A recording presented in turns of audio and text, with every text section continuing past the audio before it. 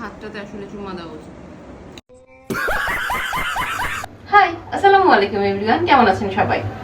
আজকে আমি একটা রেসিপি করতে যাচ্ছি, যে রেসিপিটা আমি এবং আমার পার্টনার, আমার হাজবেন্ড, আমাদের দুজনারই পছন্দ না। আমরা টোটালি অ্যাকচুয়ালি খাই না, ওকে।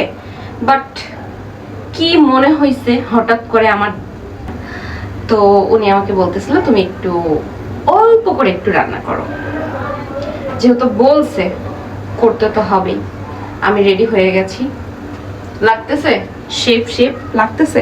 এমনি তো আমি অনেক ভালো রান্না করি, কিন্তু যেটা খাই না সেটা আজকে রান্না করতে যাচ্ছি। দেখা যাক কেমন হয়।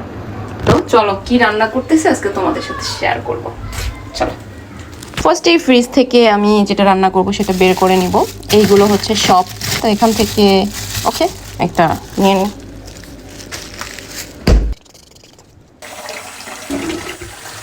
তো আমার আদা বাটা আছে, ব্লেন্ড করা আছে। সো রসুনটা জাস্ট ব্লেন্ড করা নাই, কারণ রসুন আমরা খুব পছন্দ করি, মানে আস্তে আস্তে রসুন দিতে পছন্দ করি। তো এই কয়েকটা রসুন আর পেঁয়াজ হলেই হয়ে যাবে, কারণ আমি অল্প একটু রান্না করবো, জাস্ট অল্প একটু টেস্ট করার জন্য, ওকে। সো এখন আমি পেঁয়াজ রসুন কেটে নিব। আর একটা জিনিস আপনাদেরকে দেখাই গাইস, এখানে দেখেন আমার ওষুধ, দেখেন, দেখলেই বুঝতে পারবেন আমার এখনও অনেক ট্রিটমেন্ট চলতেছে, কারণ আমি এখনও অনেক সিক। এই অসুস্থতার মাঝে কিছু অসুস্থ কমেন্ট আমাকে একদম ডিপ্রেশনে ফেলাই দিচ্ছে, ওকে। এই সেই বিখ্যাত রেসিপি, ব্রয়লার মুরগির কয়েক পিস মাংস নিয়ে নিলাম। একটু কাছে এসে দেখান, আমি হচ্ছে একটু হাড় টাইপের মাংস নিয়েছি। আর এটা থেকে একটা ব্যাড স্মেল আসে রান্না করার পরে, মাংসর ভিতরে হচ্ছে সাদা সাদা হয়ে থাকে। সো আজকে আমি প্রায় 10টার মতো রেসিপি দেখছি, এবার রান্না করতে আসছি। এখন এটার ব্যাড স্মেল দূর করার জন্য যেটা যেটা করতে হবে আমি দেখলাম রেসিপি, সেটা হচ্ছে একটু হলুদের গুঁড়া দিয়ে দিতে, ওকে। এই যে জিরার গুঁড়া, ইম্পর্টেন্ট যেটা সেটা হচ্ছে লেবু, ওকে। এই লেবুর রসটা দিলেই নাকি মূলত ব্যাড স্মেলটা চলে যায়। এবার এগুলো মাখাবো, খুব ভালো করে মাখিয়ে রাখবো 10 মিনিটের জন্য। আমার হচ্ছে কারেন্ট চলে গেছে গাইস, যার কারণে এই যে ফোনের ফ্ল্যাশ লাইট জ্বালিয়ে, 2 ফোনের ফ্ল্যাশ লাইট জ্বালিয়ে ভিডিও বানাচ্ছি। আচ্ছা, আমি আমার নতুন কড়াই ধুয়ে বসায় দিছি। আমি জানি না কি হবে, একে তো ব্রয়লার মুরগি খাই না, তারপর নতুন কড়াই। এখন আমি তেল দিয়ে দিচ্ছি। আমি একদম মানে সলিড কোনো মাংস নিইনি, যেগুলোতে হাড় আছে, হাড়যুক্ত সেগুলো নিয়েছি। বিসমিল্লাহির রহমানির রহিম।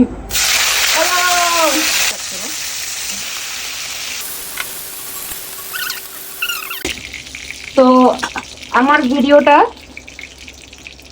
ভিডিওটা শুরু থেকে শেষ পর্যন্ত দেখবেন গাইস, কারণ আমি ফার্স্ট টাইম ব্রয়লার রান্না করতেছি। যারা ব্রয়লার পছন্দ করেন তারা একটু আমাকে উপদেশ দিয়ে যাবেন যে আসলে আমার রান্নাটা ঠিক হচ্ছে কিনা, বা কিভাবে রান্না করলে রান্নাটা সব থেকে বেশি সুস্বাদু হয়।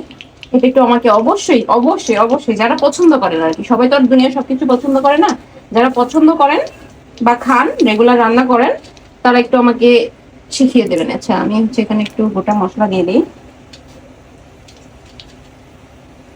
এই যে আগে থেকে কেটে রাখা পেঁয়াজ রসুন দিচ্ছি। আর এই যে পেঁয়াজগুলো কাটা হয়েছে এত সুন্দর করে, এটার ক্রেডিট দিতেই হবে আমার হাজবেন্ডকে, ওই কেটে দিছে।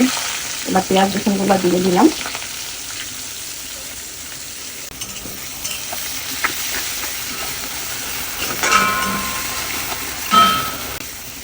আমি অবশ্যই এটাতে একটু হচ্ছে টমেটো অ্যাড করব।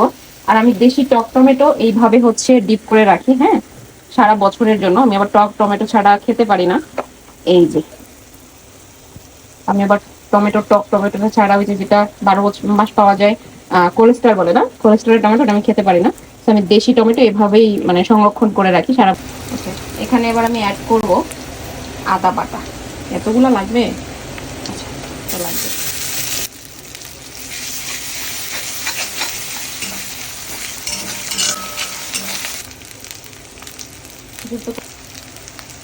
আমি হলুদ দিয়ে, তারপর এখানে সামান্য পরিমাণে একটু পানি অ্যাড করবো। ওকে, আমরা একটু ঝাল বেশি খাই, তাই আবার কাঁচামরিচ দিব। আমি বাসায় করেছি, ব্লেন্ড করে একটু অ্যাড করে দিলাম। টমেটোটা রেডি করি, টমেটো দিব একটু। ওকে, ডান। আর ভেজে রাখা মুরগিগুলো দিয়ে দিলাম। সবশেষে রান্নার ফাইনাল লুক নিয়ে আসতেছি।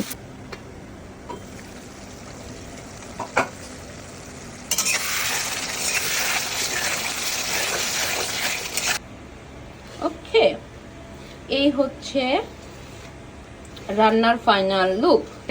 ব্রয়লার মুরগির মাংস রেডি। এখন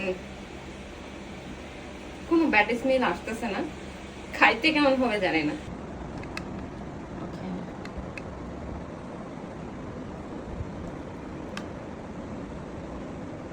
ওকে, ট্রাই করি।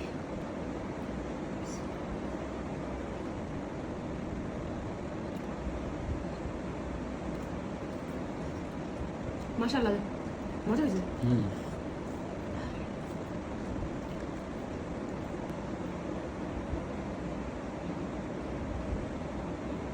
আমার